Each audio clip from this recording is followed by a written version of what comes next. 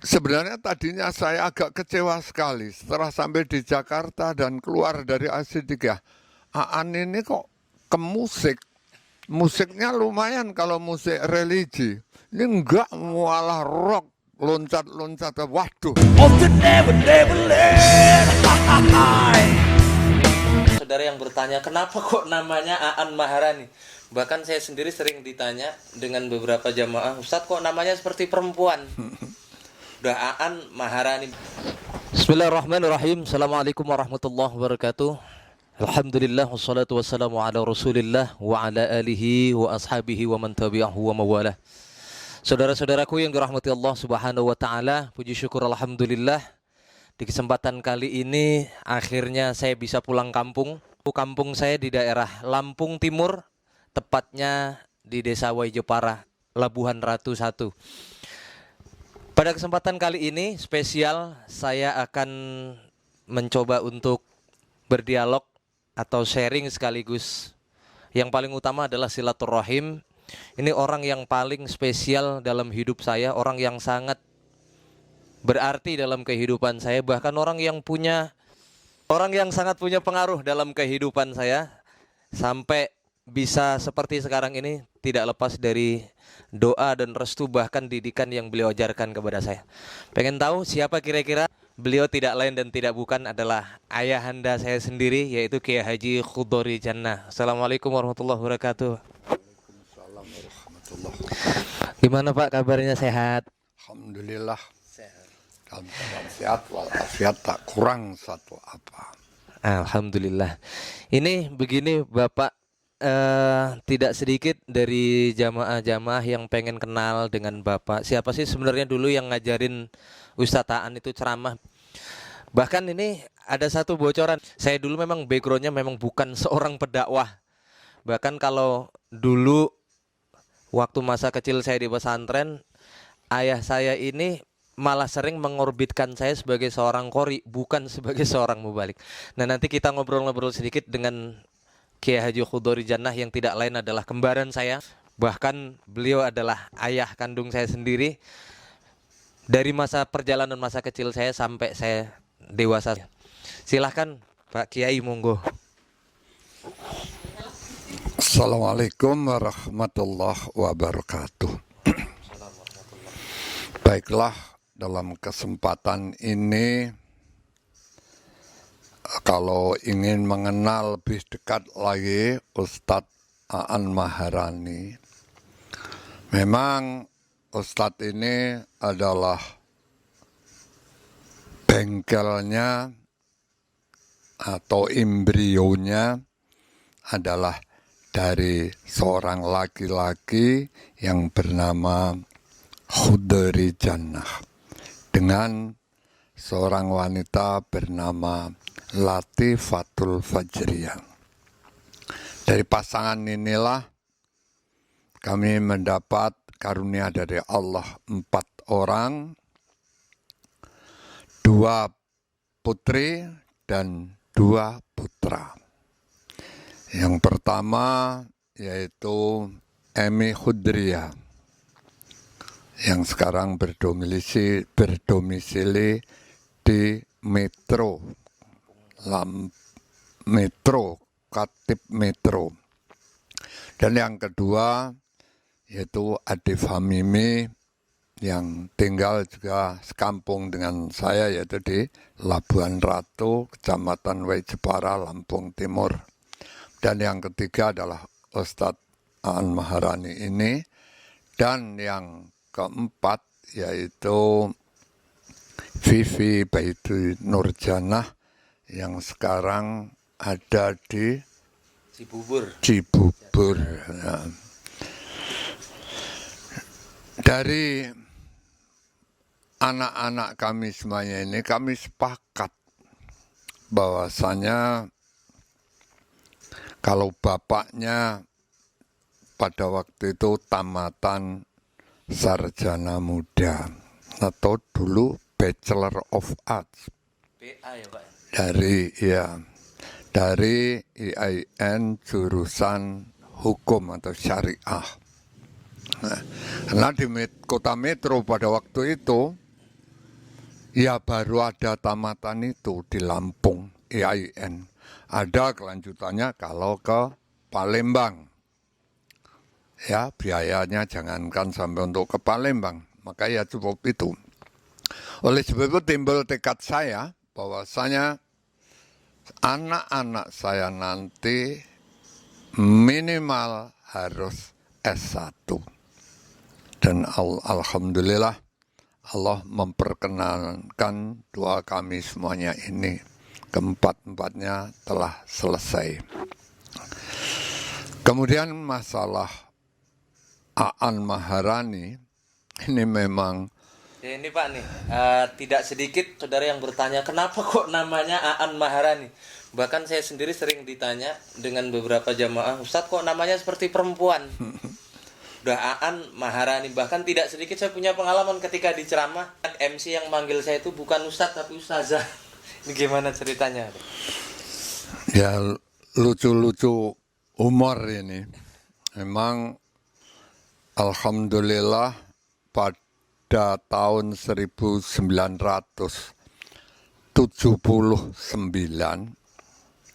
saya diangkat menjadi pegawai negeri, guru, ya. Dan di saat itu istri saya Latifatul Fajr mengandung, sudah usianya hampir sudah 7 bulan lebih. Ya. Dan pada saat itu bingung saya. Sulit sekali untuk biasanya itu mengajukan kenaikan pangkat atau kenaikan gaji. Ya, kalau harus disesuaikan. Wah, ini nanti padahal ini udah bulan Desember ini nanti. Telat lahirnya nanti setelah Desember. Bikin lagi pengajuan, ya. Nah itu, gimana agar ini nanti lahir itu, padahal itu kan sudah diajukan, ya. Tapi anak saya belum lahir, tapi kan Desember nanti udah. Nah untuk Zaman dulu itu belum ada USG saudaraku, jadi nggak tahu ini anak yang mau lahir laki-laki atau perempuan. nah itulah, saya terus jadi berpikir, anak saya ini biar pantas nanti kalau lahir laki-laki ya pantas, kemudian disebut perempuan ya pantas, Aan. Tadinya cuma Maharani saja, tapi supaya lebih anu lagi ditambah Aan. Nah, sehingga kan bingung laki-laki atau perempuan tuh. Memang itulah yang saya harapkan. Dan berarti Inisiatif pertama kali itu dari ibu atau bapak? dari saya sendiri. Bagaimana agar masuk anak ini sekarang ya agak ngapusi pemerintah lah 1 bulan. Tapi kan Jadi itu, belum. saudaraku, beliaulah yang memberikan nama kepada saya dan apapun yang terjadi, nama itu adalah doa dari kedua orang tua kita yang tidak boleh kita ganti-ganti. Maka mohon maaf tidak sedikit ada orang yang mungkin mengganti namanya dengan nama yang istilahnya yang lebih familiar karena disinyalir nama pemberian dari kedua orang tuanya kurang begitu bagus. Tapi saya, wallah, saya bangga dengan nama pemberian kedua orang tua saya. Sampai akhir hayat saya akan tetap saya pakai nama Aan Maharani walaupun tidak sedikit yang manggil saya perempuan, Pak. Ya. Kemudian kelanjutannya itu satu saat Kiai Nur Muhammad itu berceramah di Sumbersari. Dekat sekali. Saya selama itu dengan penceramah ya sudah biasa. Tapi begitu mendengar isi ceramah Kiai Nur Muhammad Iskandar SK itu pertama di Sumbersari, saya kagum saya. Tahun berapa itu, Pak? Itu sekitar itu hampir tahun 80-an, ya 79 itu. Ya. Tapi beliau sudah punya pesantren Nasyidikiyah ini. Sudah, santrinya baru 80 itu, termasuk salah satunya adalah putra Pak Yai Sumbersari itu. Makanya beliau diundang ceramah di sana, saya kok tertarik sekali. Maka ada cita-cita saya bahwa anak saya nanti harus ke Asidikiyah. Pesantrennya Kiai Nur. Dan nggak tanggung-tanggung, empat-empatnya akhirnya semua ada di Asidikiyah. Dan memang semua sudah saya kondisikan. Yang pertama, Emi Khudriyah. Itu karena ibunya ya punya background berdakwah juga dengan saya. Kemanapun saya pergi selalu berdua. Ya, maka saya akan cetak Emi Khudriyah ini pun nanti jadi pendakwah. Ya. Kemudian yang kedua itu backgroundnya agak beda lagi. Ya, agak preman yang nomor 2 ini, ya. Maka ya biar KSDK tapi yang jurusan pencak silat gitu. Ya. Kemudian yang Aan Maharani mengingat pula saat itu memang mencari qori itu sulit sekali. Maka cita-cita saya adalah jadi qori. Sehingga pernah satu saat setelah Aan ada di S3 dan pulang, dan ternyata alhamdulillah pada waktu itu sudah pernah ngaji di Senayan bersama Dorce itu. Ya. Nah pulang itu alhamdulillah bagus ngajinya. Maka ketika saya satu-satu dakwah keliling dari Lampung Tengah, Lampung Selatan itu, bangga sekali saya. Saya yang ceramah, yang kedua, pertama ibunya ceramah, kemudian dua, kemudian pembukanya adalah Emi Khudriyah, dan qori'nya adalah betapa saya bangganya di atas mobil pada waktu itu. Nah, premannya yang nyetiri mobilnya, Masya Allah. Itu kebanggaan saya tersendiri yang tidak ada pada lainnya. Itulah kisahnya sampai Aan Maharani. Sebenarnya tadinya saya agak kecewa sekali setelah sampai di Jakarta dan keluar dari Asidikiyah. Aan ini kok ke musik. Musiknya lumayan kalau musik religi. Ini enggak, malah rock, loncat-loncat. Oh, to never, never let.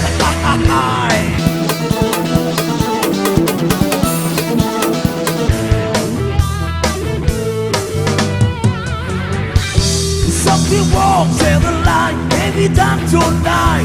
Giving it a while. Waduh, lah anak saya kok jadi ini. Ya. Tapi Allah punya kehendak lain, alhamdulillah. Mungkin jalan ini yang terbaik sehingga anak kami ini sampai detik ini mulai meneruskan daripada prestasi atau anunya bapaknya. Nah ini alhamdulillah saya bersyukur kepada Allah. Mudah-mudahan betul-betul keluarga kami ini akan betul jadi keluarga yang ahli surga. Amin. Amin ya Rabbal alamin. Jadi singkat tadi ya, sebenarnya kalau kita jabarkan secara menyeluruh panjang perjalanannya.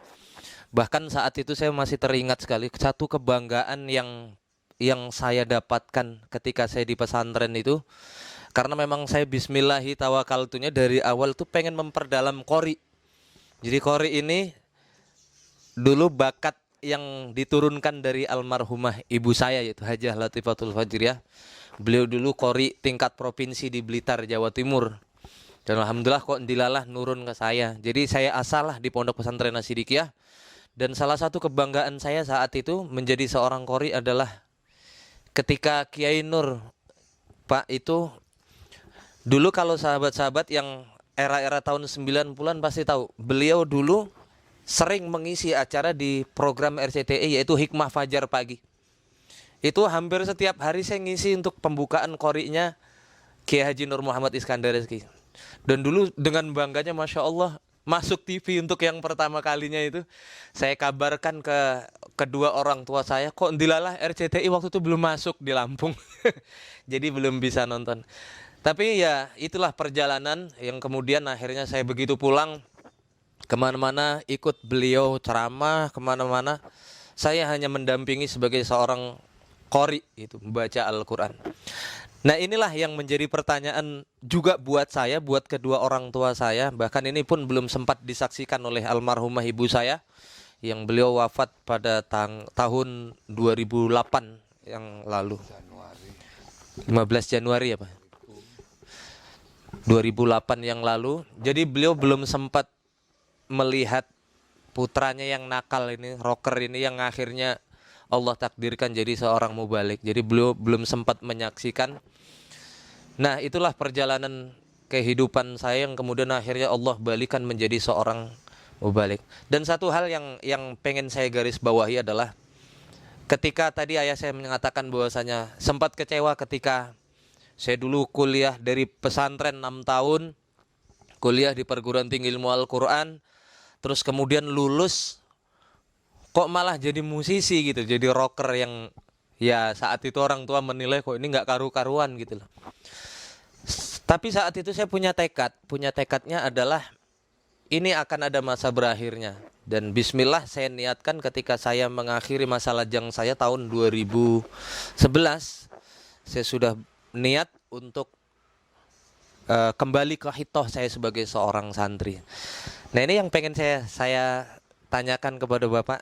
Gimana Pak waktu pas pertama kali dengar lekwaan kok jadi penceramah? Soalnya ini jujur, karir dakwah ini saya bangun tanpa sepengetahuan dari Bapak. Jadi Bapak sendiri tuh nggak tahu kalau saya itu jadi penceramah di Jakarta awalnya gitu. Sampai-sampai kok bisa Aan yang dulu pendiam orangnya kok oke opo sang diomong nih. Apa yang diomongkan waktu pas ceramah gitu. Mungkin ada kesan-kesan yang pengen Bapak sampaikan. Benar tadi yang disampaikan ya. Memang dari mulai SD gurunya juga Aan itu saya. Ya. Cuma lepas dari SD tamat kelas 6 langsung ke Asidikia. Ya. Jadi memang kayaknya nggak ada sama sekali bakat untuk ini karena kayak kalau didulek kalau nggak dianu nggak ngomong. Ya. Maka yang pas itu seanukan ya koriknya itu. Tapi nyatanya setelah keluar dari rocker tuh tahu-tahu bisa ceramah itu ya tanda tanya saya tadinya. Tapi ya kembalikan lagi, mungkin asalnya dari sana kembali ke sana, Allah malah paling memudahkan kalau hal yang seperti itu. Itulah anunya. Ya. Ya, saudara-saudaraku yang dirahmati Allah Subhanahu wa taala, pada intinya dari apa yang kita bicarakan di siang hari ini, tidak ada sesuatu yang tidak mungkin di dunia ini. Dan satu hal yang harus kita ingat bahwasanya kita tidak boleh memvonis seseorang, kehidupan seseorang walaupun seburuk apapun orang itu. Artinya Allah akan bisa membalikan keadaan seseorang menjadi orang yang alim, orang yang baik dalam waktu yang sangat sekejap jika Allah menghendaki. Jadi jangan pernah kita memvonis seseorang itu urakan, orang itu pelaku maksiat. Kalau kita masih ingat ada seorang pelacur, dalam sebuah riwayat disampaikan seorang pelacur yang kemudian ditakdirkan oleh Allah masuk ke dalam surga karena amal kebaikannya di akhir hayatnya gitu ya. Mungkin ada sedikit tausiah pendek lah yang ingin Bapak sampaikan untuk kan saudara-saudaraku sekalian yang mendengarkan, mudah ini bisa menjadi pencerahan buat sahabat-sahabat yang mungkin pengen hijrah di jalan Allah. Jangan ragu-ragu, Allah memberikan kesempatan kepada kita. Manfaatkan waktu yang Allah berikan kepada kita ini untuk kembali ke jalan Allah. Baik, bagi kita ya, saya ada satu kisah untuk pedoman kita. Suatu saat Nabi Ibrahim itu sedang berjalan. Tiba-tiba dikejar oleh seseorang. Ternyata yang ngejar itu adalah orang Majusi, yaitu seorang penyembah api. Nah, dia datangi Nabi Ibrahim. Ya Ibrahim, tolong, aku hari ini tidak punya makanan sama sekali. Kasih makan aku sehari ini saja Ibrahim. Apa jawabnya Nabi Ibrahim? Tidak. Aku mau memberimu makan satu hari ini, tapi ada syaratnya kalau kamu mau. Apa syaratnya itu ya Ibrahim? kamu mau masuk agama kami, Islam. Wah, kalau itu saya nggak bisa. Kalau nggak bisa ya sudah. Dan ditinggalkanlah orang Majusi itu oleh Nabi Ibrahim. Ternyata Nabi Ibrahim mendapat wahyu dari Allah. Ibrahim, saya tanya, kata Allah, berapa itu umurnya orang Majusi itu? Kurang lebih 60 tahun ya Allah. Kamu ngerti, dia umurnya 60 tahun dalam keadaan Majusi. Kamu tanya, sehari pun dia tidak pernah lapar. Aku kasih. Sehingga tidak ada satu hari pun yang dia kelaparan. Loh, dia dalam keadaan Majusi yang 60 tahun, aku masih kasihkan makanan. Kamu hanya dimintai satu hari saja makan. Kok enggak kamu minta? Kok enggak kamu kasih? Alangkah pelitnya kamu, Ibrahim. Mendengar itu Nabi Ibrahim kayak terpukul hatinya. Dia lari dikejarnya orang Majusi tadi. Akhirnya ketemu. Wahai orang Majusi, hari ini saya yang akan menanggung. Kamu makan sehari. Makanlah, akan saya biayai seluruhnya. Saya akan berikan kepada kamu, sehingga kamu betul-betul kenyang sehari ini. Kata orang Majusi, kenapa kamu hari ini kok baik sekali? Nah, kenapa? Tadi katanya kamu nggak akan ngasih kalau saya belum Islam. Saya sampai hari ini juga nggak Islam. Nah, enggak, saya barusan ditegur oleh Tuhanku. Karena Tuhanku telah memberikan kamu makanan selama 60 tahun, walaupun kamu tetap Majusi. Lah saya kok cuma sehari saja, kok demikian pelitnya. Maka hari ini saya jamin, walaupun kamu tidak masuk ke dalam Islam. Jadi begitu keadaan Tuhanmu yang sebenarnya Ibrahim. Iya, Tuhanku adalah pengasih penyayang, tak pilih kasih, tak pilih sayang. Siapapun dari hambanya, tetap dia tunggu oleh Allah sampai hatinya luluh. Kalau begitu Ibrahim, mulai detik ini saya menyatakan Islam Ibrahim. Karena saya sangat kagum dengan kehebatan Tuhanmu. Nah ini sekelumit ini ya. Jadi kita jangan memandang kita yang paling baik. Orang lain dijudge mesti jelek. Padahal sudah orang Majusi, Allah membalikkan sedetik pun hidayah itu akan datang, akan jadi lebih baik dia daripada kita. Nah untuk introspeksi kita bersama, itu mudah-mudahan jadi pedoman kita bersama. Ya muqallibal qulub, tsabbit qalbi 'ala dinik. Ya artinya Allah adalah zat yang maha membolak-balikan keadaan seseorang. Mudah-mudahan ada niatan yang baik pada diri kita untuk merubah. Kata Rasulullah, khairun nas man tala umruhu wa hasuna amaluhu. Sebaik-baik manusia adalah yang ketika Allah panjangkan umurnya termotivasi untuk semakin meningkatkan amal kebaikannya. Wa syarrun nas man tala umruhu wa sa'a amaluhu. Seburuk-buruk manusia adalah yang Allah berikan umur panjang namun bukan semakin meningkat amal kebaikannya, namun justru malah semakin buruk. Mudah-mudahan kita diberikan kekuatan iman oleh Allah untuk bisa menjaga iman kita sampai akhir hayat kita. Kita punya target, harus semakin hari harus ada peningkatan kualitas ibadah kita, kualitas keimanan kita kepada Allah Subhanahu wa taala. Hadirin, saudara-saudaraku yang dirahmati Allah Subhanahu wa taala, itu tadi bincang-bincang singkat dengan ayahanda tercinta saya, Bapak Kiai Haji Khudori Jannah. Beliau bermukim di Lampung Timur, di Waijepara. Beliau masih berdakwah sampai saat ini. Mohon doanya, mudah-mudahan beliau diberikan sehat, panjang umur dalam taat dan ibadah. Mudah-mudahan apa yang saya sampaikan ini ada manfaatnya. Kurang lebihnya mohon maaf. Hadanallahu ila suratihil mustaqim. Wallahul muwaffiq ila aqwamit thoriq wal afu minkum. Wassalamualaikum warahmatullahi wabarakatuh. Man ana